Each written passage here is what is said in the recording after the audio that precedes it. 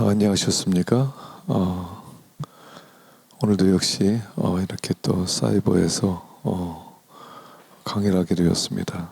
사실 이 실천신학 개론만을 함께 얼굴을 보면서 이것은 공부 자체가 중요한 게 아니라 서로 얼굴을 대면하면서 서로 교감이 있는 그런 강의여야 좋은데 마치 이론 수업인 것처럼 이렇게 된 것 때문에 조금 아쉽습니다. 대면 수업을 4월 마지막 주부터 한다고 그러는데 우리 실천신학기로는 또 좀 어려울 수 있을 것 같아요. 10명 이하여야 된다고 그래서 어떨지 모르겠습니다. 오늘은 목회학 부분입니다. 목회학과 또 실천신학 결혼은 사실은 거의 겹치지요. 목회학이 무엇이냐? 그것은 실천신학에서 다루는 부분 거의를 이렇게 포함한다고 해도 과언이 아닙니다. 그래서 결국 이제 실천신학 개론도 목회학도 현장 이야기이기 때문에 그렇습니다. 그래서 제가 고민을 하다가 목회학 시간에 목회학의 본질에 대하여 이번에 좀 강의를 하는 게 좋겠다 싶어서 어떤 기술적인 그런 이야기보다 본질적인 그런 목회에 관한 말씀을 좀 드리려고 합니다. 제일 중요한 것은 뭐냐, 목회는 인격으로 하는 거라는 거죠. 인격입니다. 물론 여러 가지 그런 해야 될 일들도 많고 그런 프로그램도 있고 그렇지만 어쨌든 그 모든 일들을 인격으로 하는 것이기 때문에 목회는 한마디로 인격이다 이렇게 볼 수 있습니다. 그래서 첫 시간에는 목회자의 성품에 대해서 그 팔복에 나타난 8가지 성품을 중심으로 한 30분 강의하고요. 또 둘째 시간에는 이제 교회 본질, 영광스러운 교회 7가지 가치에 대해서 계시록 2장과 3장에 나오는 7교회를 통해서 한번 생각을 해보겠습니다.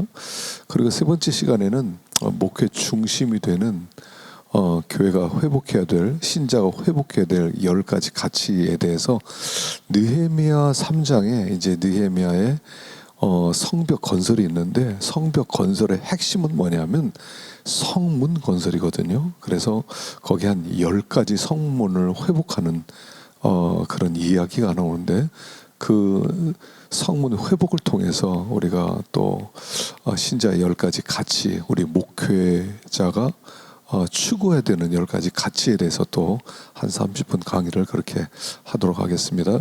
자, 먼저 첫째 시간에는 목회는 인격으로 하는 것이다 하는 그런 이야기로 한번 시작을 해봅시다. 목회자는 어떤 사람이냐면 예수님의 인격을 가르치는 사람이죠. 예수님의 인격.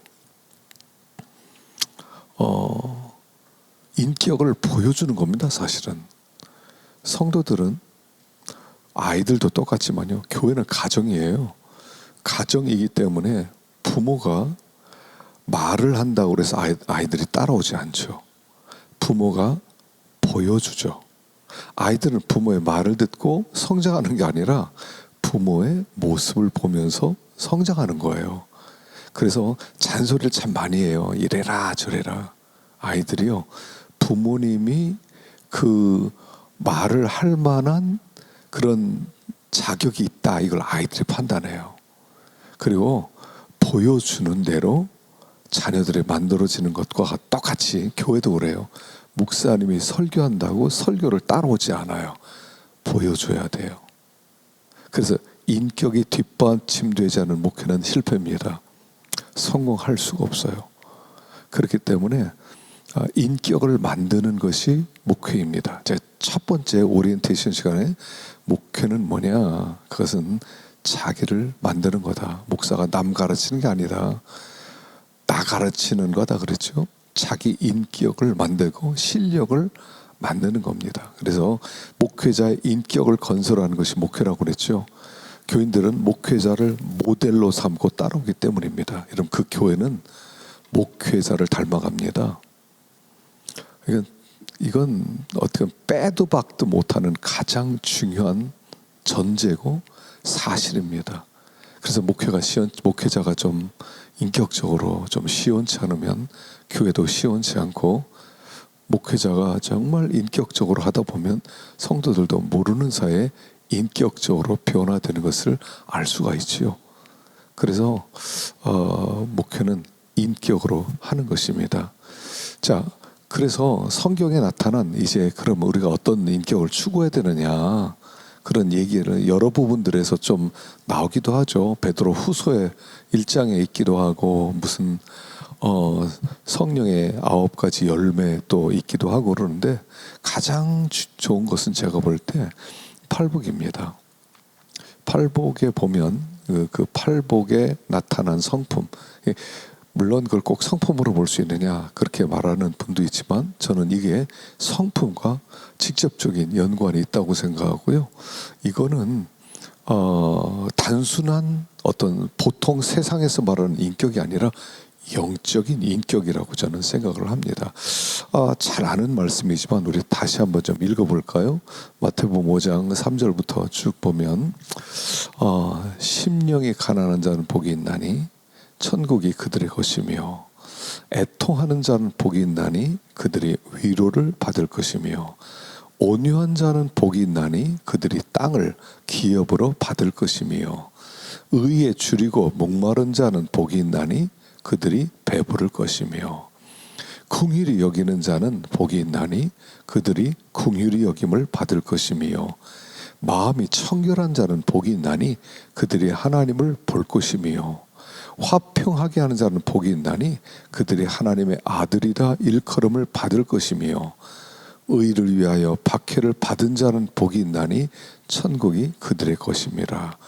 나로 말미암아 너희를 욕하고 박해하고 거짓으로 너희를 거슬러 모든 악한 말을 할 때는 너희의 복이 있나니 기뻐하고 즐거워하라.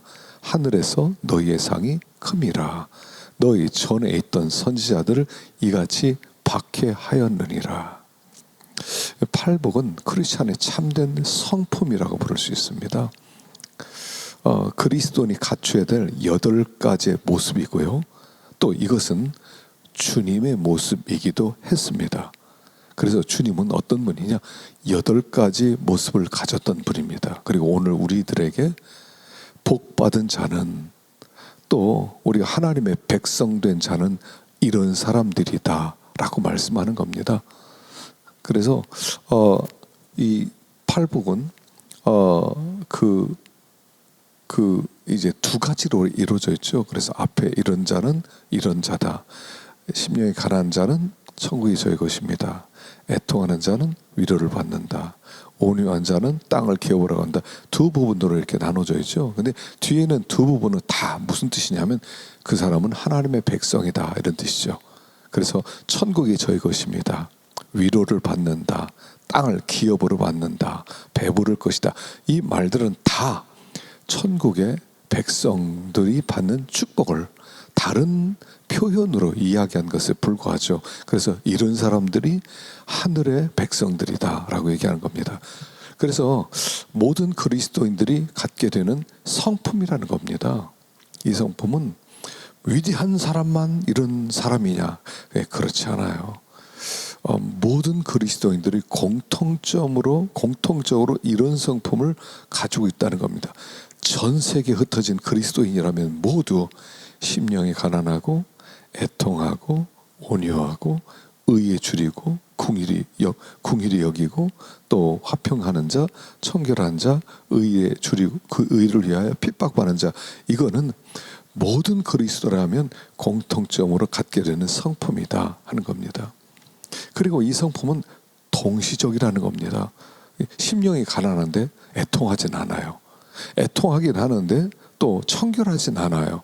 이럴 수 없어요. 이 8가지는 동시적으로 한꺼번에 있는 것이다 하는 겁니다. 성령의 9가지 열매도 동시적인 거예요. 사랑과 희락과 화평과 그럴 때 사랑이 있는데 화평은 없다 이런 게 아니라요, 동시적이죠. 그래서 마치 손가락이 자랄 때 엄지가 제일 먼저 자라고 나중에는 둘째 손가락이 자라고 이러지 않고 동시적으로 자라는 것처럼, 우리가 그 심령이 가난하고 애통하고 온유하고 의에 주력 목마르 이에 동시적이다. 함께 자라는 것이라는 거죠. 이거는 거듭난 성품의 특징이죠. 태어날 때부터 천성적으로 소유하고 있는 성품이 아닙니다. 어떤 사람들은 보면요, 예수를 안 믿는데 성품이 참 좋아요. 성격이 정말 좋습니다. 그런 성격과 다른 성격이라는 거죠. 이 성품은 8가지 성품은 전혀 다른 성품이에요. 안 믿는 사람은 가질 수 없는 그런 성품을 이야기하는 겁니다. 그래서 그 세상에서 온유하다는 것과 믿는 사람이 온유하다는 것은 본질적으로 다른 거죠. 세상 사람은요, 겉으로 착한 사람일수록 내적인 갈등과 위선이 있고요, 지성인일수록 교활할 수가 있다는 겁니다. 그래서 착한 사람과 거듭난 성품은 근본적으로 다르다는 것을 말하고 있죠. 네 번째는 세상 사람과 구별되는 겁니다. 그리스도인이 세상 사람과 어떻게 달라야 되는가를 보여주죠. 삶의 기본 사고방식도 다르고 삶의 목표도 다르고 방법도 다르고, 이 세상은 항상 자기를 증명하려고 합니다. 그러나 이 팔복은 철저하게 자신의 무능함과 자신의 한계성과 약점을 드러내므로 전적으로 하나님을 의지할 수밖에 없는 인간의 모습을 강조하고 있다는 겁니다. 그래서 세상 사람과 구별되는 그런 성품이고요. 또 다섯째는 내적이고 영적인 성품이라는 겁니다. 이 성품은 외형적이 아닙니다. 내면적입니다. 세상 사람은 겉모습, 외모, 지위, 계급 이런 거에 관심이 많죠. 겉모습에 따라 목소리가 커지기도 하고, 또 그 걸음걸이도 달라지고, 세상을 향한 자신감도 달라집니다. 그러나 팔복의 관심은 내적인 가치관에 관한 말씀입니다. 어떤 성품을 소유했느냐에 관심이 있죠. 성품의 변화에 관심이 있습니다. 무엇을 가졌느냐, 무엇을 입었느냐, 무엇을 먹느냐, 여기에 관심 있는 것이 세상이라면, 성도는 그 성품이 어떠하냐, 그 마음에 무엇이 있느냐, 과연 그는 변화되고 있는 성품을 가지고 있느냐, 이런 거죠. 여섯 번째, 복 받는 길은 성품의 변화에 있다는 사실입니다. 하나님은 복을 주시는데 성품을 통해 복을 주십니다. 우리가 복을 주세요 라고 하나님께 기도하고 외치는 대신에 복 받을 성품을 가지면 복은 임한다는 겁니다. 이런 성품을 갖게 되면 자연히 그런 복이 임하게 되는 거죠. 그래서 복 받을 성품에게 그만한 복이 임하는 거예요. 그래서 신앙생활의 핵심은 성품의 변화입니다. 우리는 성품의 변화를 위해 힘을 써야 되고 애를 써야 됩니다. 성령 충만이라는 것은 어떤 면에서 성령의 충만함으로 우리의 내적인 성품이 변화되는 겁니다. 그래서 내가 하나님의 사람으로 계속적으로 만들어지는 것, 그걸 신앙생활을 그러죠. 그래서 교회는요, 성품 개조 공장과 같습니다.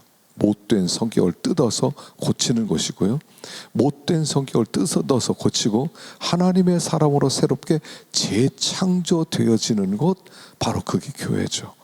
그래서 우리가 팔복을 볼 때마다 우리 자신을 비추어 보면서 우리의 참 못된 성품 때문에 기도를 많이 해야 돼요. 교회는요, 다른 사람이 어떠냐에 관심이 없어요. 교회는 나에게 관심 있는 겁니다.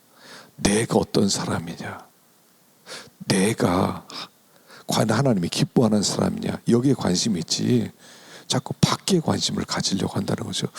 여러분, 그래서 여러분, 하나님 우리에게 진리를 주셨어요. 진리. 그런데 그 진리를 인간의 문자의 옷을 입혀서 진리를 주셨어요. 근데 우리는 진리를 그 문자 속에 하나님의 마음이 뭐냐, 이게 진리거든요. 하나님의 마음이 진리예요. 그런데 그 하나님의 마음에 관심이 있는 게 아니라 문자에 너무 관심을 가지면 안 된다는 거예요. 문자. 10계명이라고 하는 10가지 계명. 뭐 내 앞에 다른 신을 내게 두지 말라, 우상 만들지 마라, 여호와 이름 망령되이 일컫지 마라, 안식을 지켜라, 부모를 공경해라, 살인하지 마라, 간음하지 마라, 도적질하지 마라, 거짓 증거하지 마라, 탐내지 마라. 이건 뭐냐면 아버지의 마음이 문자로 표현된 거예요. 근데 우리가 잘못하면 문자를 붙잡아요. 자, 살인하지 말라고 그랬지, 간음하지 말라고 그랬지, 알았습니다, 안 하겠습니다 이러면서 너는 왜 간음했어? 너 왜 살인했어? 하나님이 살인하지 말라고 그랬잖아. 다른 사람을 죽이는 칼로 쓴다는 얘기예요. 그건 진리를 붙잡은 게 아니에요. 바리새인과 서기관이 진리를 붙잡지 못했어요. 예수님은 진리를 가지고 오셨어요. 예수님은 문자에 매이지 않으셨어요. 예수님은 하나님의 마음을 아셨어요. 그래서 하나님의 마음을 전했을 때 사람들이 저게 문자를 어기네, 저게 그 하나님을 섬기는 사람 아니네. 그리고 나서 예수님은 십자가 못 박아. 왜 그렇게 돼요? 문자를 잡았어요. 여러분, 진리를 잡으셔야 돼요. 우리가 물론 문자를 통해서 진리가 표현되죠. 근데 아버지의 그 애끓는 마음, 그 애끓는 마음이 나에게 전달이 돼야 돼요. 이게 진리를 붙잡은 건데 지금은 진리 대신 문자를 붙들어서 문자 가지고 싸워요. 너무 문자 가지고 싸워요. 아버지의 마음을 붙잡아야 되죠. 그래서 아버지가 원하는 마음이 뭐냐, 아버지의 마음을 우리가 성경을 통해서 배워나가는 겁니다. 그래서 아버지와 하나됨, 이웃과 하나됨, 바로 그게 목회고요. 그게 성품의 변화의 초점이다 하는 것입니다. 여러분, 팔복은요 쌍둥이 계단같이 구조가 만들어졌어요. 제가 이제 석사 과정을 켈빈에서 할 때 이 논문을 썼습니다. 팔복을 가지고 논문을 썼는데, 심령이 가난한 자, 애통하는 자, 온유한 자, 의에 목마른 자, 그게 상대적으로 나온 것이 그 다음 네 가지, 앞에 네 가지와 뒤에 네 가지가 서로 쌍으로 이루어졌어요. 그러니까 심령이 가난한 자는 계단 밑이 있어요. 근데 그 심령이 가난한 자와 이쪽에 긍휼히 여기는 자가 같은 쌍이에요, 사실은. 두 번째, 애통하는 자, 그리고 애통하는 자와 마음이 청결한 자는 쌍으로 나타나죠. 온유한 자와 화평케 하는 자는 쌍으로 나타나죠. 의에 줄이고 목마른 자와 의를 위하여 핍박을 받는 자는 쌍으로 나타나요. 그래서 양쪽 계단이 서로가 한 계단씩 올라가서 꼭대기에서 만나게 되는 구조, 그렇게 볼 수 있고요. 그래서 심령이 가난한 자는 긍휼히 여기는 자가 될 수밖에 없고요, 애통하는 자는 마음이 청결한 자가 될 수밖에 없고, 온유한 자는 화평케 하는 자가 될 수밖에 없고, 의에 줄이고 목마른 자는 의를 위하여 핍박을 받는 자가 될 수밖에 없다. 그게 쌍으로 이루어졌어요.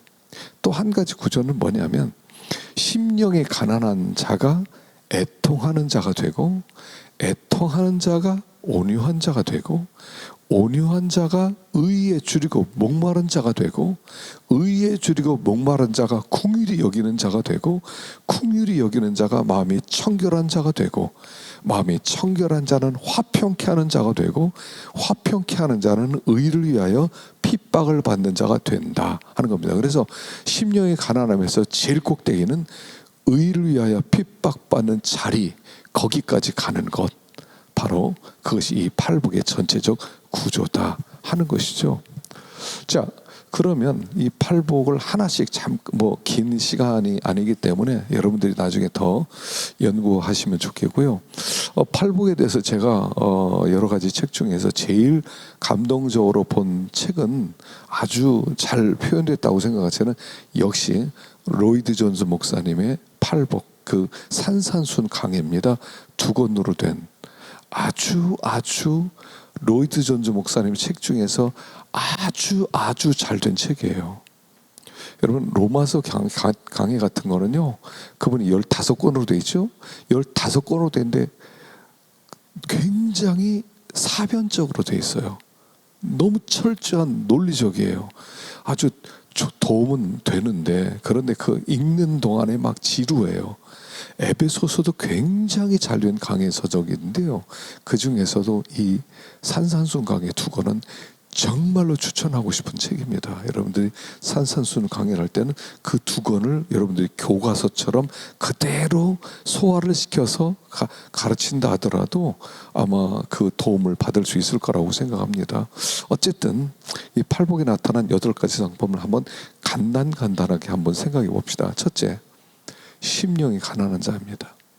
심령이 가난하다는 것은 그 하나님의 어마어마한 영광과 거룩, 그리고 그의 완전한 요구 앞에서 산산조각난 자기의 상태, 자기의 마음, 이게 심령의 가난함입니다.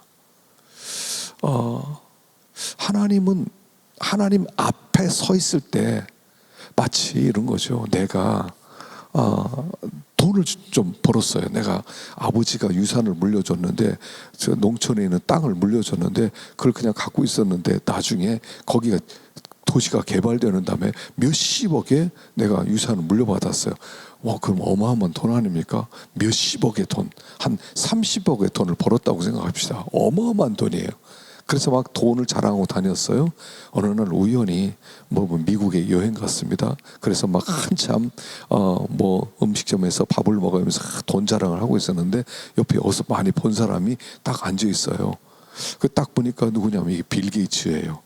빌 게이츠가 앉아 있는 그 앞에서 내가 돈 자랑할 수 있어요? 찍소리도 못하죠. 수십조 원을 가지고 있는 사람 앞에 30억, 이건 돈도 아니죠. 그런 마음, 이게 가난함에 유사한 거예요. 촛불을 가지고 있는데 나는 의롭게 살았다, 난 떳떳하게 살았다, 나는 부끄러움 없이 살았다 그랬는데, 태양 앞에 섰을 때 하나님의 어마어마한 의, 완전 무게는 의 앞에 섰을 때 하나님, 저는 죄인입니다. 촛불을 가지고 밝습니다, 촛불 밝아요, 진짜 좋아요. 그런데 태양빛 앞에서는 촛불은 빛을 잃는 마음, 그게 심령의 가난함이에요. 하나님 앞에 섰을 때 아무것도 아닙니다.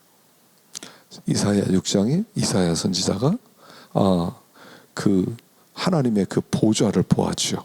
하나님의 영광의 보좌를 보았는데 거기에 막 천사들이 날아다니면서 거룩하다, 거룩하다, 거룩하다, 이런 소리를 들었을 때 그냥 엎드려지면서 주여, 저는 죄인입니다 라고 고백하는 거죠. 하나님의 영광 앞에 자기의 참모습을 발견한 사람은 가난할 수밖에 없어요. 하나님, 나는 nothing입니다. 나는 아무것도 없습니다. 나는 아무것도 아닙니다 라고 고백하는 마음, 이게 심령의 가난함.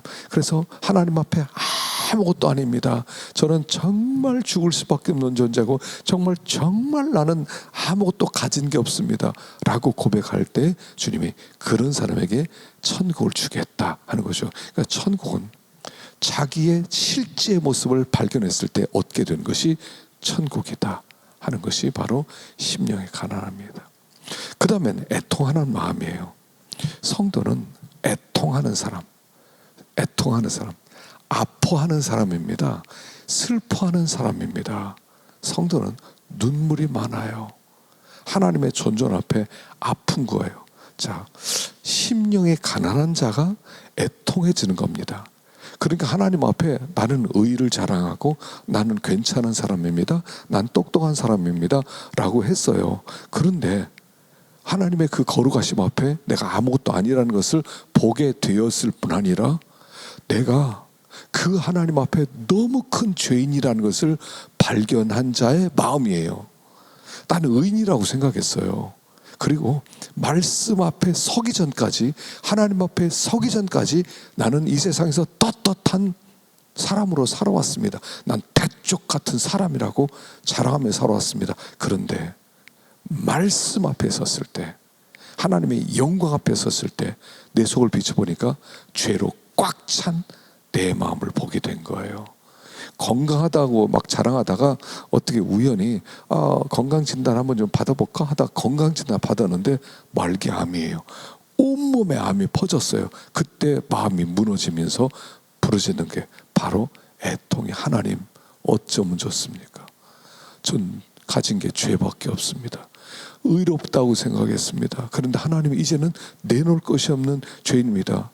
그래서 그 유명한 아메리카 인디안 선교사였던 데이빗 브레이너드 알죠? 데이빗 브레이너드의 일기, 그게 굉장히 많은 사람들에게 영향을 주어서 선교사로 헌신하게 만들었습니다. 한 일기에 이런 글이 있어요. 나는 아침 기도 시간에 나의 영혼이 녹아내리는 것을 꼈다. 내 속에는 사악함과 타락함을 목격하고 나는 깊이 울었다. 어느 날 갑자기 내 마음을 들여다봤는데 너무 사악한 거예요. 너무 사악한 거예요.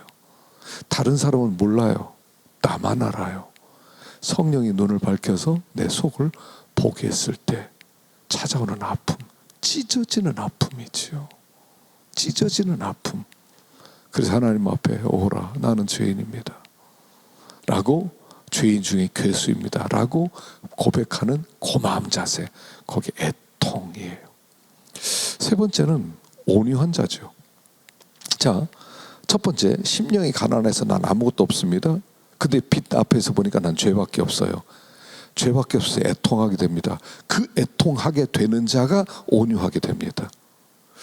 온유한 자는 이런 겁니다. 자기 속에 가진 것이 아무것도 없고 자기 속에 죄를 본 애통하는 사람이 더 이상 자기를 방어하지 않는 마음이에요. 방어하지 않아요.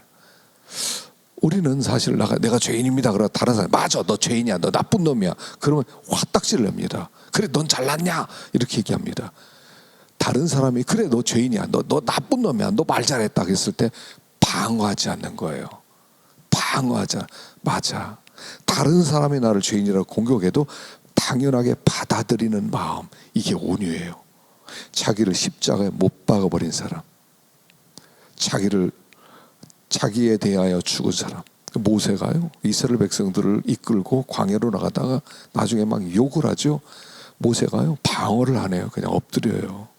하나님, 저들의 말이 맞습니다. 엎드려요. 그게 온유예요. 그래서 모세는 온유함이 온 지면에 승한 자다라고 얘기하죠. 그리고 거기에 나오는 게 네 번째가 의에 줄이고 목마름이 나오는 거예요.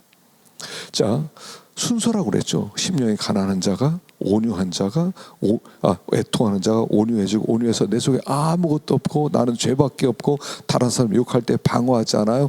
그리고 하나님, 이제 하나님,